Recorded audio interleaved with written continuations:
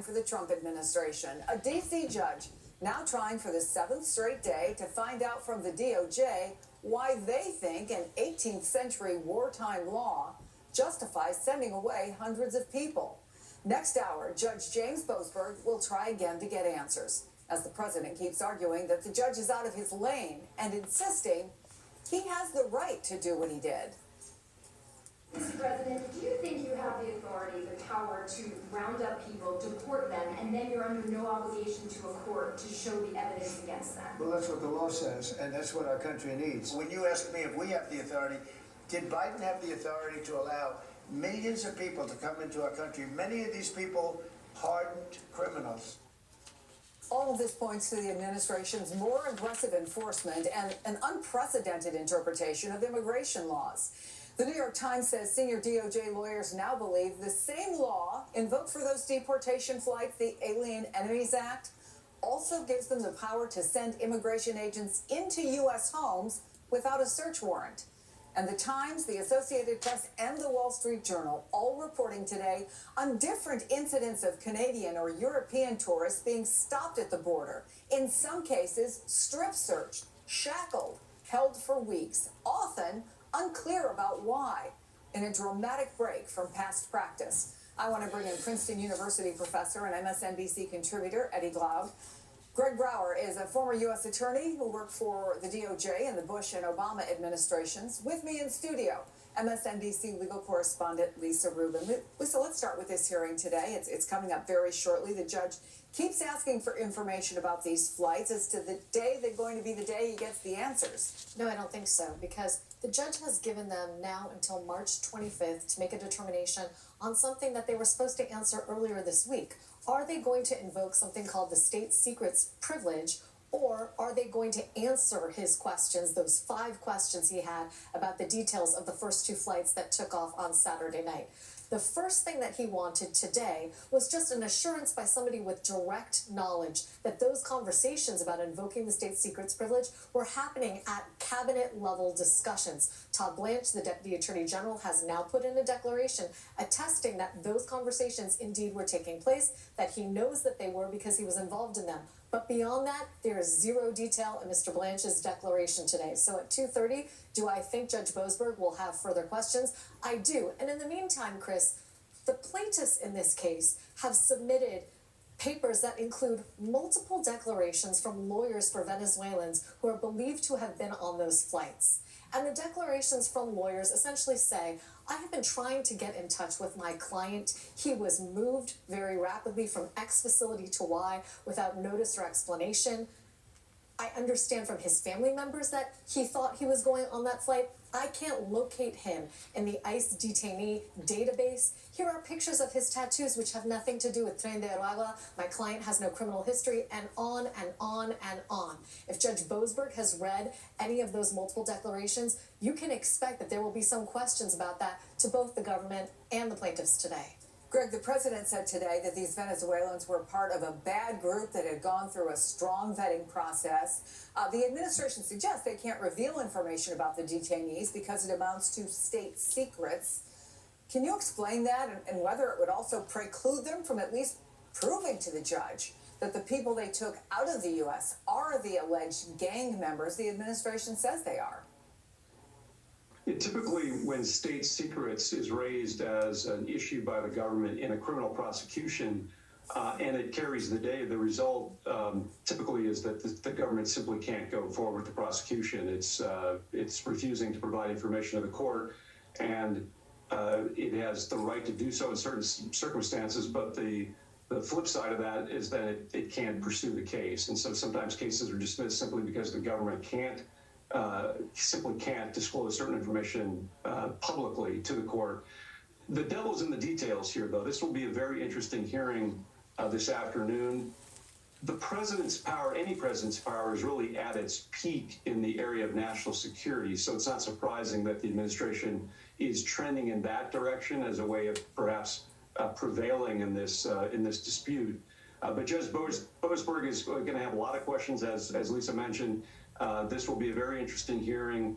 This whole episode has created a bit of a sideshow, as we've seen, with calls for impeachment, the Chief Justice weighing in, It's unprecedented in many ways. And today's hearing will, even if it's the last hearing with Judge Boasberg, whatever happens, someone will appeal, and this will not be the end of it. So, Eddie, Rachel Maddow spoke to the attorney for one of the men detained in El Salvador. She said she chose to reveal his identity because she wanted to get his story out there, and this is part of that.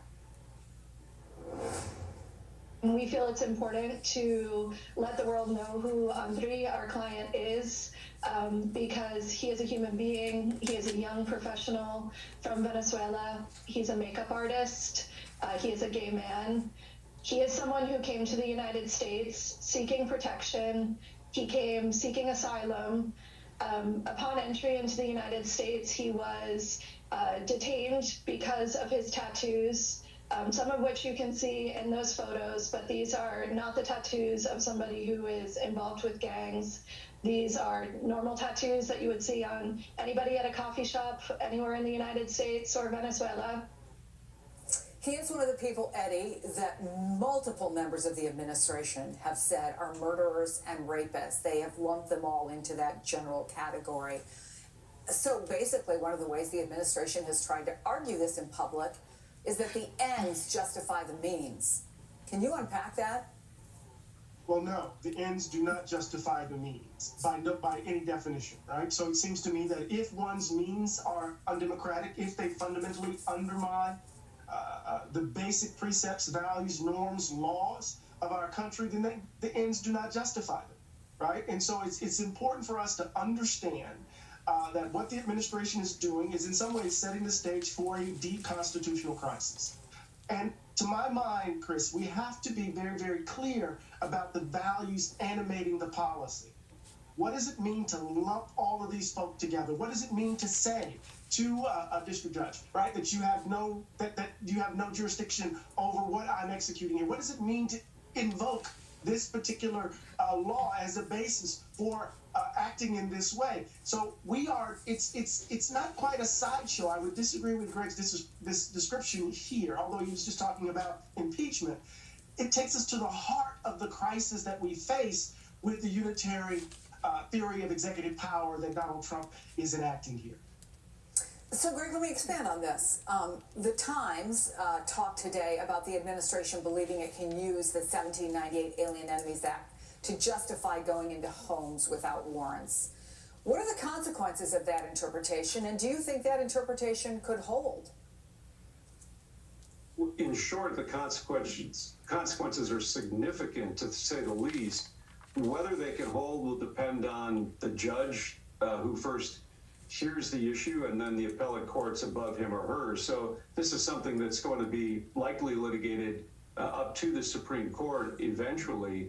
It's an unprecedented use of the law, but it's something that really hasn't been litigated in this particular way before. So we'll see.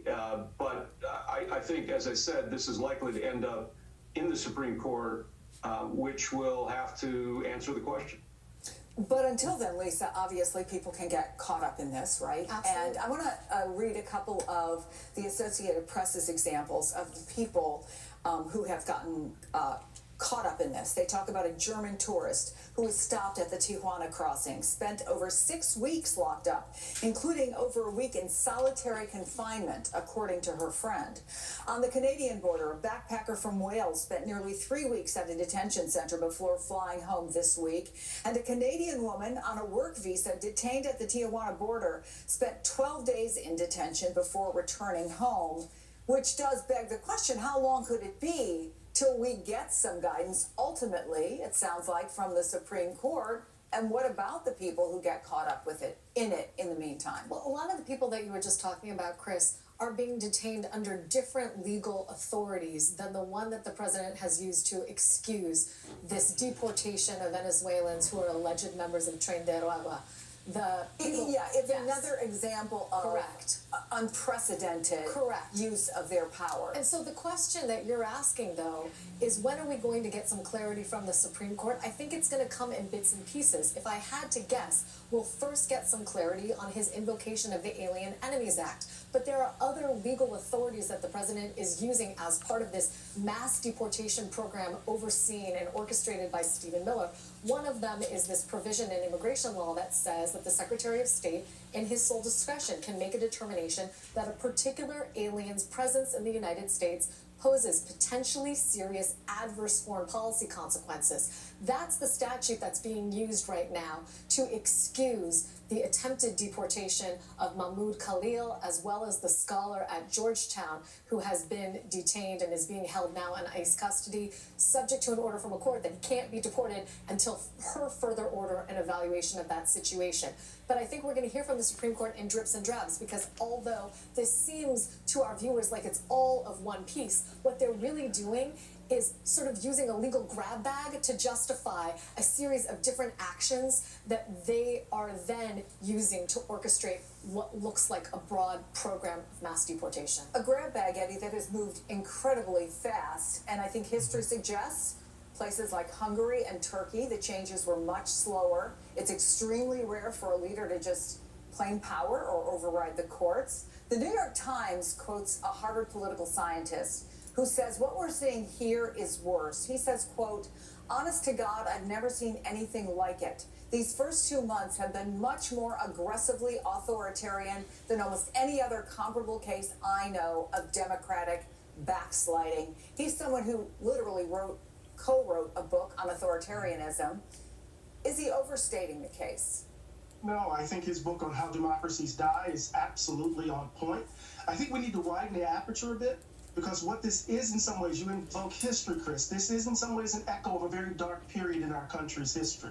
Right? When we think about the period between the First World War I and World War II, when we think about the way in which immigration policy took hold, when we think about how Japanese internment, the ways in which German Americans, Italian Americans were treated, when we think about what's driving immigration policy from the 19-teens into the 1920s, what informs the Immigration Act of 1924 is a deep-seated, very noxious and insidious view of who constitutes the American. So the pace of this is unmatched, is mind-boggling on a certain level, but there's also some historical remnant. It's an echo, a rhyming of something in our past that was very, very dark, rooted in a deep and insidious and noxious ideology of white supremacy, Chris, and we need to name it for what it is. So, Greg, Stephen Miller was on Fox yesterday, and he talked about what the administration ultimately wants. Complete and permanent relief is what this administration seeks. And we have many tools. We will get there soon, and we will get there one way or another, but we will not live under a judicial tyranny where the craziest, most communist, most lunatic judge who serves at any one point in time gets to assume the powers of the presidency for any length of time. Greg, when he says the administration has many tools to avoid living under, quote, judicial tyranny, how do you interpret that? Well, clearly when the administration gets judicial rulings it likes, then it's going to applaud those judges standing up for the rule of law as they see it. And when they suffer defeats in court, we're going to hear just the opposite, as we've heard. Of course, the legal system is multi-layered, and we're going to see appellate decisions, and as I said earlier, in the Supreme Court decisions inevitably. But what I would point to is the fact that everything the president is saying and Stephen Miller is saying was telegraphed very clearly during the campaign. And what I think will be interesting to watch is, to what extent is this really what people voted for? Some would say absolutely, and others would say not quite. And how will voters, ordinary folks, respond to what they're seeing now? Will they respond? The next real test will be the midterm elections. Will the House flip back to Democratic control? If so, that will be a sign of somewhat of a backlash against what we're seeing right now. And if not, perhaps it will confirm that this is one reason why the president won election for the second time. So it's kind of up to the American people now to respond to what they're seeing. and as a kind of a secondary reaction, the first being what the judges do, of course. Greg Brower, thank you so much. Lisa, Eddie, you're staying with me. In 90 seconds.